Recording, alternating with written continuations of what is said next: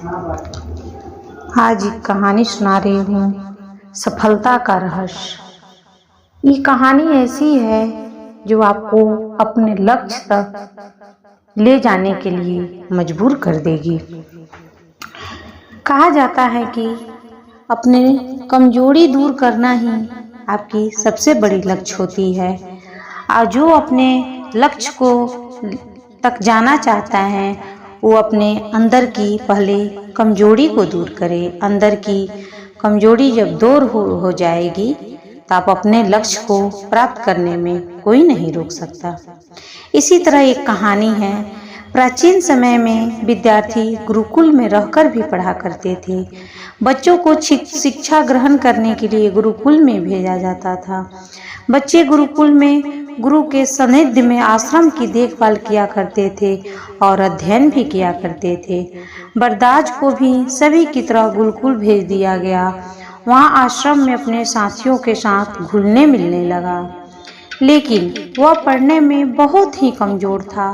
गुरुजी की कोई भी बात उसके बहुत समझ में नहीं आती थी। इस कारण सभी के बीच वह उपहास का कारण बन जाता था। उसके सारे साथी अगली कक्षा में चले गए, लेकिन वो आगे नहीं बढ़ पाया। गुरुजी ने भी आखिर हार मानकर उसे बोला, बेटा बरदाज, मैंने सारे प्रयास करके देख लिए।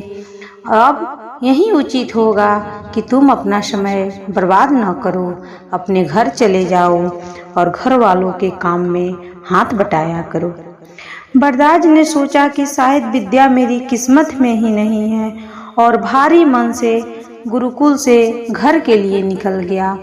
दोपहर का समय था। रास्ते में उसे प्यास लगी थी।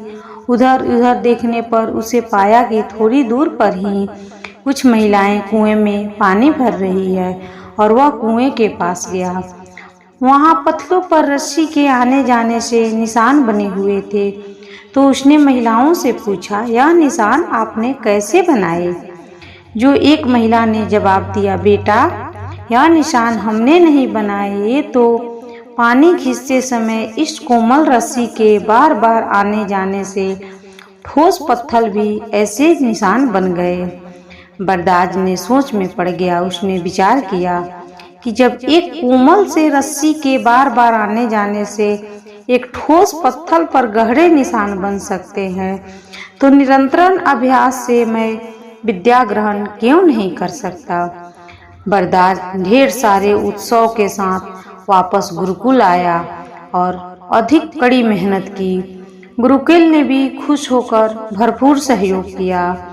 कुछ ही साल बाद यही मंदबुद्धि बालक बरदाज आगे चलकर संस्कृत व्याकरण का महान विद्वान बना, जिसने लघु सिद्धांत कौमुदी, मध्य सिद्धांत कौमुदी, सार सिद्धांत कौमुदी, ज्ञान मंजरी की रचना की।